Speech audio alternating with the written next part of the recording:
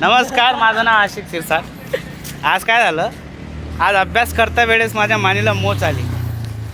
मला वाटलं आज सुट्टी घ्यावं, दवाखान्यातून आलो, पण आज काही जमेना. माझा तुम्ही विचार करसान मग हातात काय, हे पिशवी नाही आहे, याच्यात काहीतरी लपलेलं आहे. ते व्हिडिओच्या एंडिंगला आपण सांगू, कारण याच्यामध्ये असा काय व्हिडिओ सरासरी 3 मिनिटाचा होणार. तुम्ही म्हणता 3 मिनिटाचं काय, असं आपण इम्पॉर्टंट काय सांगणार. इम्पॉर्टंट आहे, खतरनाक इम्पॉर्टंट आहे. कारण काय झालं, मी मेडिटेशन करत असताना, हे माझी जागा मेडिटेशन करायची. मेडिटेशन करत असताना अचानक मध्ये आवाज आला, साप साप साप साप. आणि मी म्हटलं काय असेल, सरप सरप. मी पटकन उठलो आणि उठल्यानंतर हा दरवाजा खोलल्यानंतर बरं दाखवतो 2 मिनटं दाखवतो थोडासा. हो टाकतो ना, काही विषय नाही. सारा व्हिडिओ एकदम क्रिएट करून टाकतो.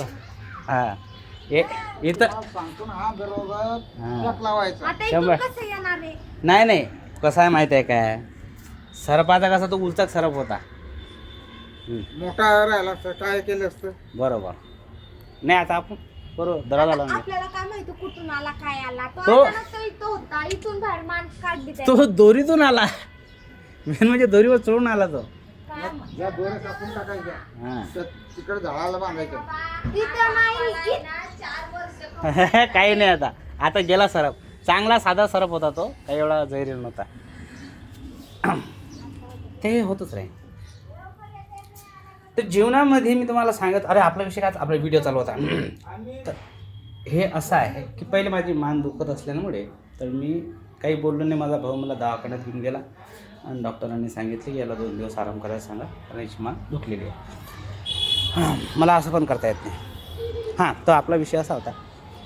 आरडावर केल्यानंतर अचानक मध्ये कळालं की बाजूच्या घरामध्ये सरप निघाला.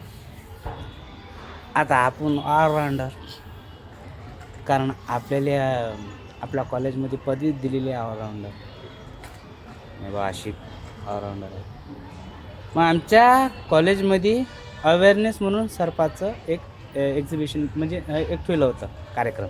आपल्याला ते इंग्लिशमध्ये उच्चार करता येत नाही. त्यामध्ये मी सर्व सरप बघितले होते आणि आपली बुद्धी एवढी तेज आहे की आपलं जलवा आहे ना, आपण घाबरत नाही. मग सर एक बार आपण कॅप्चर केले, विषय खतम होऊन जाते. तर मग आपल्याला माहीत पडलं की हा सरप साधा आहे.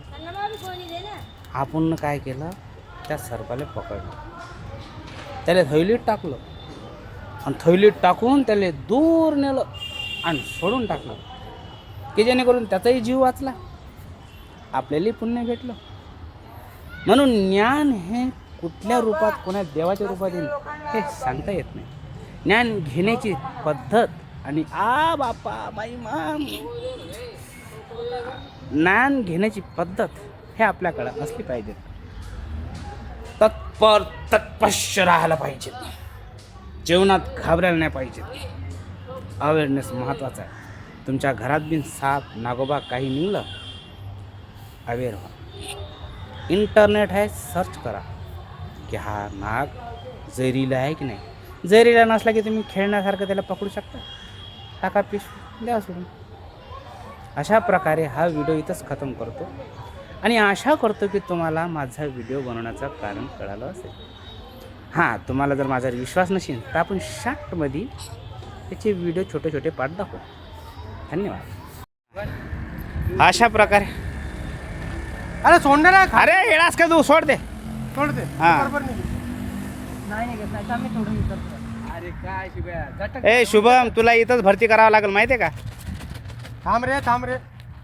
हां, अशा प्रकारे हा नागोबा आहे. हा जहरीला नसून अरे जहरीला नाही, हा साधा आहे. येणास का.